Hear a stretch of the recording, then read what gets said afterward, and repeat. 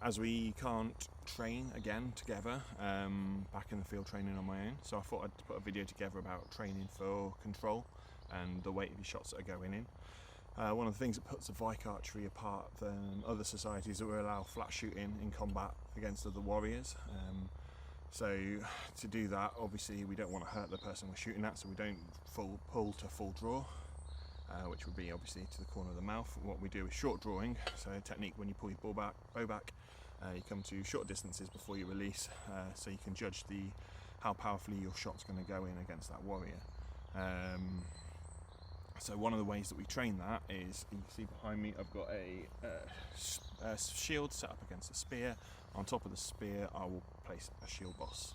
The shield boss, if you hit too hard, can wobble and fall off. What you want to do is when your shots are going in at a sort of decent weight, the shield boss should barely move and should stay on top of that spear. This isn't the best boss for it, it's a bit heavy. It's in you want to hand to hand at the minute, but it gives you the idea. If you don't have a shield boss at home spare, still do the shield against the spear, but when you're taking those shots you want to be looking for your arrows bouncing back 1 to 2 meters at most. Anything more than that and you're hitting too hard, audience is coming a bit closer. But I'll show you what I mean by short drawing now. I'm going to take some shots at it from about 5 meters and you can see what I mean, hopefully.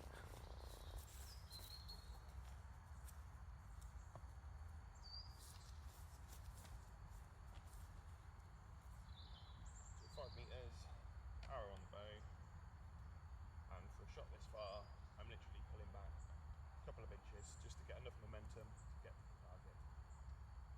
And you can see that the boss barely moves there.